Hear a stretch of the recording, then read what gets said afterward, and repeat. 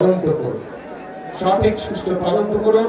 সেই তদন্তে যদি বিএনপির কোনো ভূমিকা থাকে, সঠিক তদন্ত করার জন্য আমরা সহযোগিতা করবো, সাহায্য করবো। কিন্তু অবশ্যই ঘটনার সঠিক তদন্ত হতে হবে। সঠিক তদন্ত অনুযায়ী দেশের আইন অনুযায়ী বিচার হতে হবে। যদি কোথাও কোনো বিভেদ, কোনো সমস্যা হয়ে থাকে, আমাদের পক্ষ থেকে পরিষ্কার কথা, আমরা দেশের শান্তি চাই।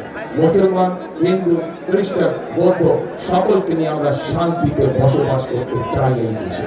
৭১ সালে যখন দেশ স্বাধীনতা যুদ্ধ হয়েছিল, তখন আমরা যখন যুদ্ধে ঝাঁপিয়ে পড়েছিল, মুক্তিযোদ্ধারা যখন যুদ্ধে ঝাঁপিয়ে পড়েছিল, তখন আমরা কেউ দেখিনি কার কোন ধর্ম। ২০২৪ সালের ৫ই আগস্ট যখন দেশের মানুষ রাজপথে নেমে এসেছিল ছুরিকাচারকে বিদায় করার জন্য, তখন আমরা কেউ দেখিনি কার ধর্ম কোনটা, কে মুসলমান, কে হিন্দু, কে বৌদ্ধ, কে খ্রিস্টান। কাজে আজ দেশ গড়ার সময় আছে, আজ গণতন্ত্রকে রক্ষা করার সময় এসেছে। আজ আমরা ধর্ম দেখতে চাই না, আমরা দেখবো ভোটার, আমরা দেখবো মানুষ, আমরা দেখবো সে বাংলাদেশি। তার সবচেয়ে বড় পরিচয় সে বাংলাদেশি, তার সবচেয়ে বড় পরিচয় সে গণতন্ত্রে বিশ্বাসী, শান্তিতে বিশ্বাসী। যারাই গণতন্ত্রে বিশ্বাসী, যারাই শান্তিতে বিশ্বাসী, আমরা তাদের সাথে আছি, আমরা তাদেরকে আমাদের সাথে রাখতে চাই।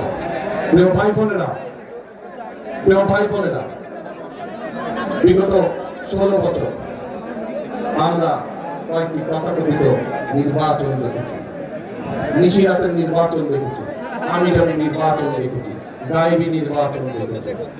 দেশের মানুষ ভোট দিতে পেরেছিলেন? আপনারা পারেননি। আপনারা তারা চলে গেছে যারা ভোটের অধিকার কেড়ে নিয়েছে। কিন্তু আরেকটি মহল